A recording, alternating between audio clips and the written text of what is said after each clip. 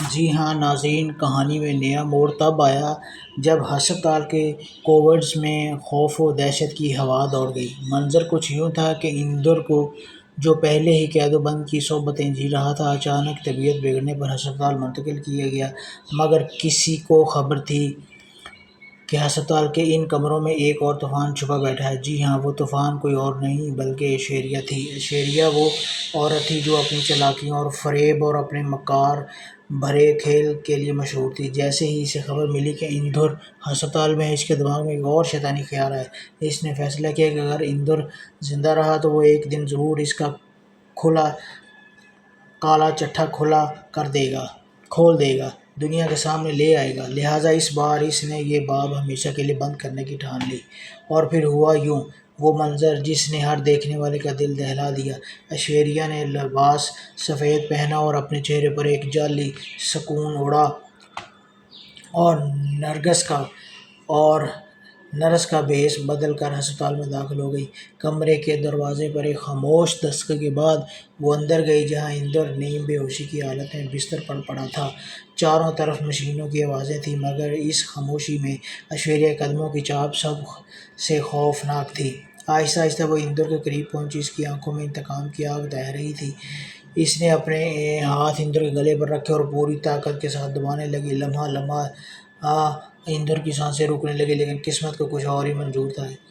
اسی اثنا میں اتنی دیر میں اندر کو ہوش آ گیا۔ جیسے اس نے دیکھا کوئی نرس نہیں بلکہ ایشوریا ہے، خود اس کا گلا گھونٹ رہی ہے، تو اس کی آنکھوں میں خوف اور غصہ ایک ساتھ ابھرا۔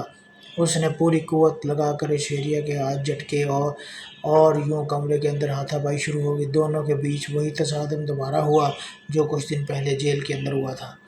ایشوریا ہر بار کی طرح اپنے مکاری میں جیتنے کی کوشش کرتی تھی، مگر اس بار اندر کے اندر اپنی بیٹی منت تک پہنچنے کی جستجو تھی۔ وہ کسی بھی قیمت پر اس جال سے نکلنا چاہتا تھا۔ اور پھر وہ لمحہ آیا کہ جب اندر نے آخری زور لگایا اور خود کو ایشوریا کے شکنجے سے آزاد کر لیا۔ وہ ہسپتال کے کوارڈ سے بھاگتا ہوا باہر کی طرف آیا۔ ایک طرف ایشوریا پیچھے پیچھے چیختی رہی، دوسری جانب دو پولیس اہلکار اس کے تعاقب میں تھے، کیونکہ سب جانتے تھے کہ اندر ایک قیدی ہے اور قیدیوں کو بھاگنے کا کوئی حق نہیں۔ لیکن اندر کے لیے یہ قید، یہ قانون سب